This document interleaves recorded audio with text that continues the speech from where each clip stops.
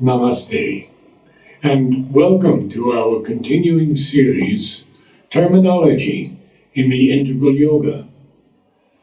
Consecration, Part 1, from Sri Aurobindo.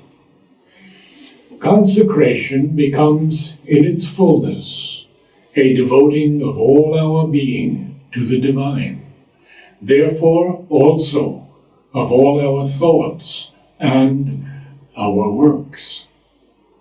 The synthesis of yoga. Consecration is a process by which one trains the consciousness to give itself to the divine. Letters on Yoga. All yoga is, in its nature, a new birth. It is a birth out of the ordinary, the mentalized material life of man, into a higher spiritual consciousness and a greater and diviner being.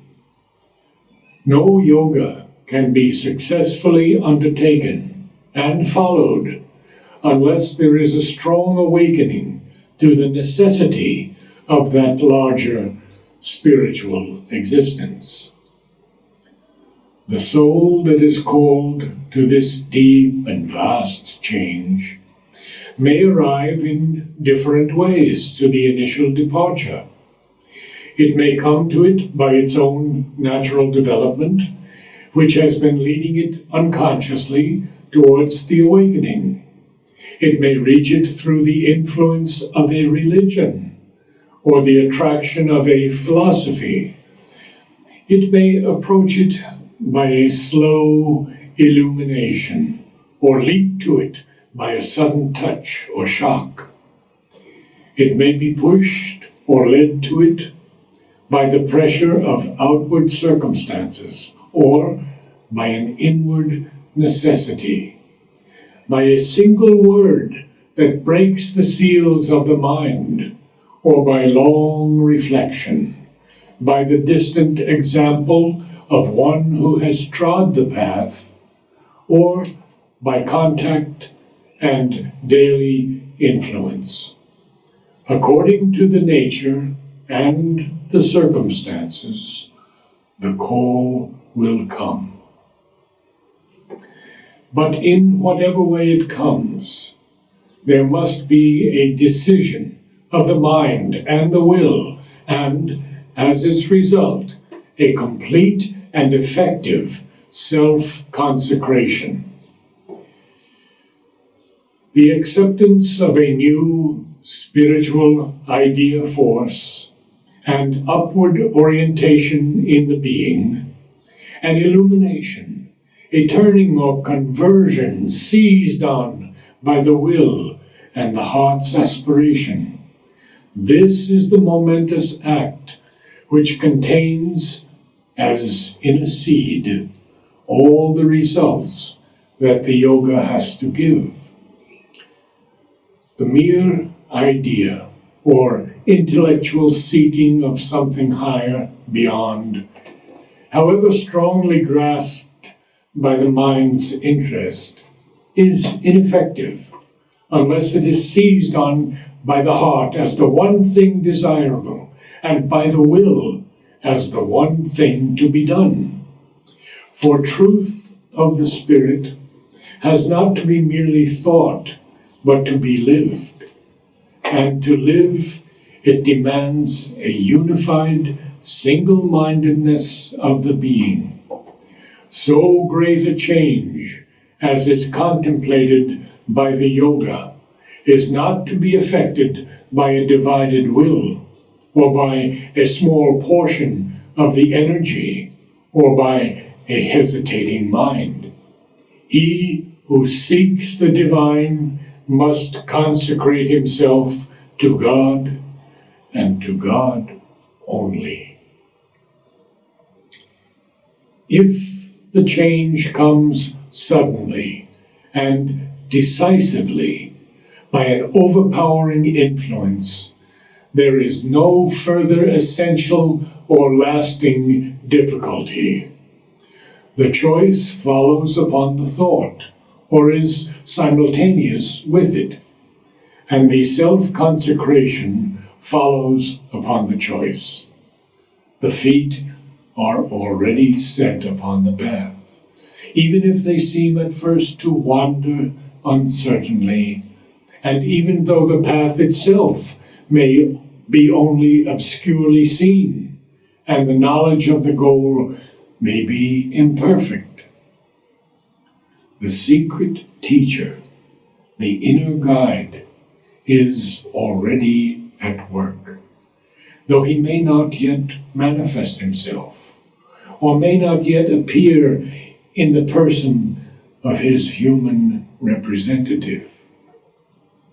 Whatever difficulties and hesitations may ensue, they cannot eventually prevail against the power of the experience that has turned the current of the life. The call, once decisive, stands. The thing that has been born cannot eventually be stifled. Even if the force of circumstances prevents a regular pursuit or a full practical self-consecration from the first, still the mind has taken its bent and persists and returns with an ever-increasing effect upon its leading preoccupation. There is an ineluctable persistence of the inner being, and against it circumstances are in the end powerless, and no weakness in the nature can for long be an obstacle.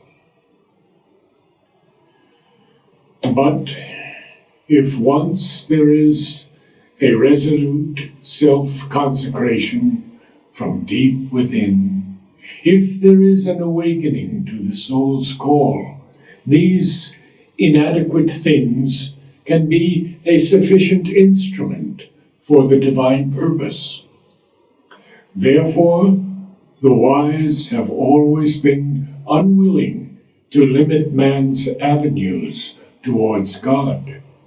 They would not shut against his entry even the narrowest portal, the lowest and darkest postern, the humblest wicket gate.